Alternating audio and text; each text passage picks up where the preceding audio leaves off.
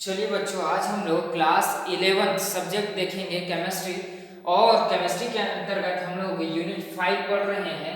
और यूनिट 5 में आज हम लोग अंतर आणविक बल के बारे में अध्ययन करेंगे। तो अंतर आणविक बल क्या है उसको सबसे पहले समझ लेते हैं कि अंतर आणविक बल क्या होती है। जब दो बल जो है, एक पॉजिटिव एक नेगेटिव चार्जेस में होती है और दोनों में जो है प्लस प्लस क्या होती है और माइनस माइनस क्या होती है, तो दोनों के बीच आकर्षण और प्रतिकर्षण होती है, उनको हमको समझना है। ठीक है। और उन दोनों के बीच आकर्षण और प्रतिकर्षण बल को ही हम लोग क्या बोलते हैं, अंतरा आणविक बल कहा जाता है। ठीक है। दोनों के बीच आकर्षण हो रही है तो उसमें पॉजिटिव पॉजिटिव चार्ज है, प्रतिकर्षण हो रही है तो उसमें कौन से प्रकार से पॉजिटिव और जो है प्रतिकर्षण हो रही है, तो उनको हम लोग समझते हैं। परमाणु तथा पदार्थों के अणुओं के बीच परमाणुओं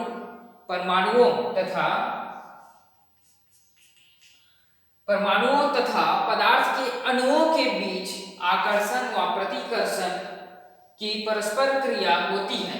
मैंने अभी बताया कि दो परमाणु दो एटम्स लेंगे और वो दोनों एटम्स जो होती है, एक होती है आप लोग देख सकते हैं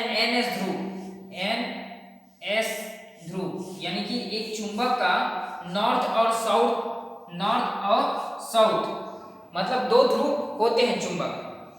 अब दो चुंबक को हम लोग विपरीत प्रति रखें, यदि दोनों को हम लोग क्या करें, परस्पर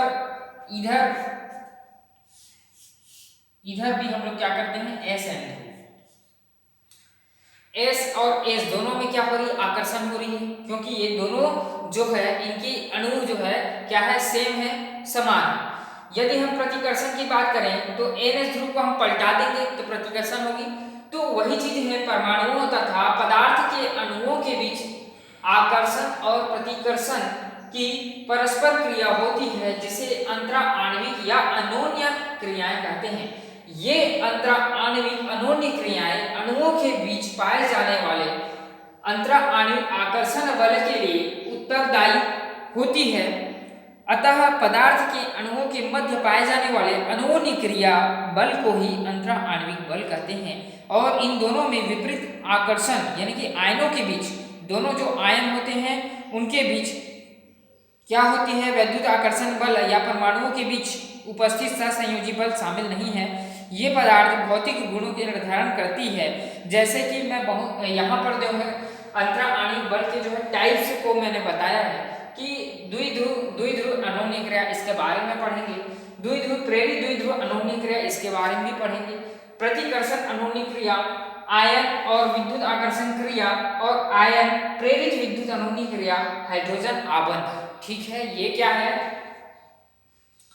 अंतरा आणविक बल के टाइप्स हैं, प्रकार हैं। ठीक है, विभिन्न प्रकार के होते हैं। तो सबसे पहले समझेंगे द्विध्रुव अनोन्य क्रिया क्या होती है।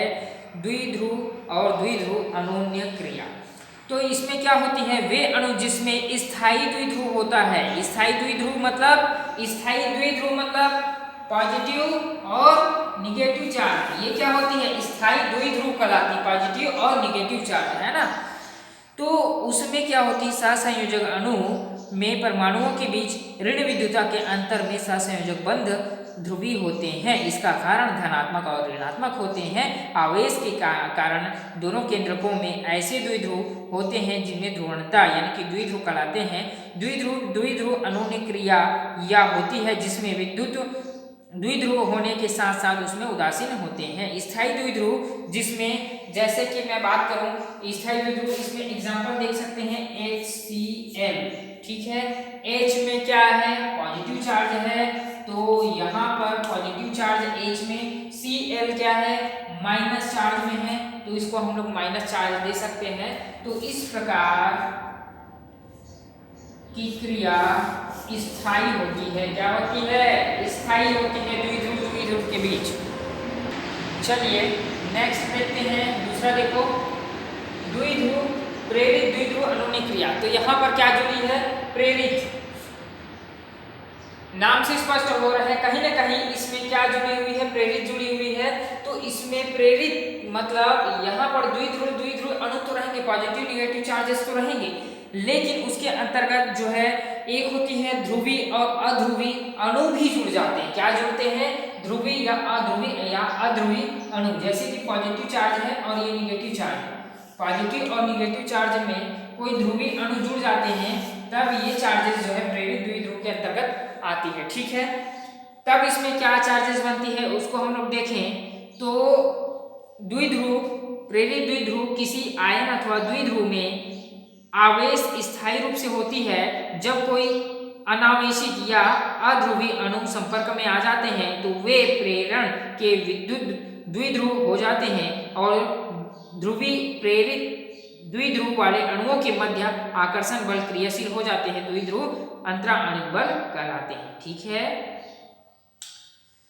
तो यहाँ पर देखो धनायन, ऋणायन और ये क्या है ध्रुवीय अणु, अध्रुवीय अणु, और दोनों मिलकर के फिर से क्या बना लेते हैं? Positive charge, negative charge. तो ये होती है प्रेरित द्विध्रुव अणु। अब देखते हैं प्रकीर्णन अनोन्य क्रिया।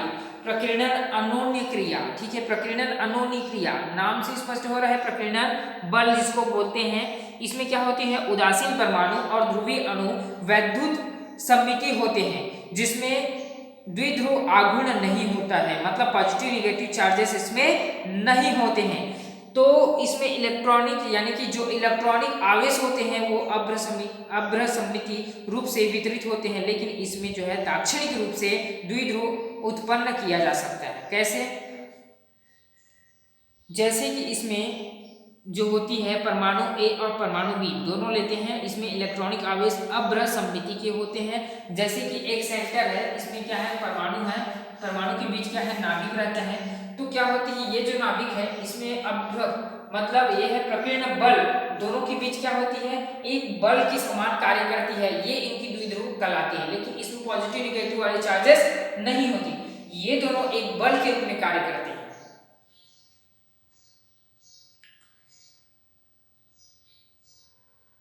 तो इस प्रकार चौथा देखेंगे आयन द्विध्रुव अणु। आयन द्विध्रुव अणु क्या होती हैं? जब किसी आयनिक पदार्थ में ध्रुवीय विलायक जैसे जल में विलय होता है, उसी प्रकार से मध्य में क्या होती है? आयन्स काम करते हैं। नाम से स्पष्ट हो रहा है कि ये है पॉजिटिव और निगेटिव चार्जेस, है ना, पॉजिटिव और निगेटिव चार्जेस किसमें? जल में। यदि बात करें आयन द्विध्रुव, तो आयन में क्या होती है? पॉजिटिव और निगेटिव चार्जेस है, और दोनों में क्या होती है? पॉजिटिव और निगेटिव चार्जेस आयन को शो करती है।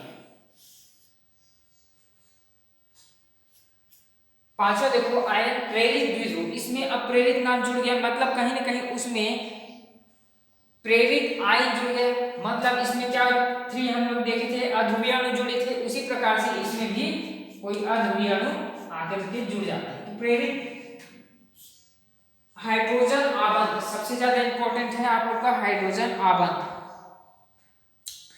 हाइड्रोजन आबंध आप लोग नाम से स्पष्ट हो रहा है कि जैसे कि हाइड्रोजन बंध होते हैं द्विध्रुव अनोन्य क्रिया के बीच, क्या होती है? हाइड्रोजन आबंध जुड़ी रहती है। जैसे कि मैं बात करूं H2 है, हाइड्रोजन यहाँ पर देखो H2, हाइड्रोजन के 2 अणु है, तो दोनों अणु के बीच यहाँ पर देखो ये जो बॉन्ड है ये क्या कहलाती है आप लोग की? हाइड्रोजन बॉन्ड कहलाती है। यानी कि 2 अणु मिलकर के दोनों अणु के बीच एक हाइड्रोजन बॉन्ड निर्मित होती है, जिसको हम लोग बोलते हैं हाइड्रोजन अणु।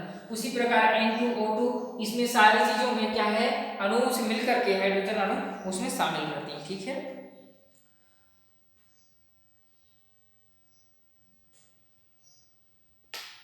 नेक्स्ट टॉपिक में देखेंगे उष्मीय ऊर्जा।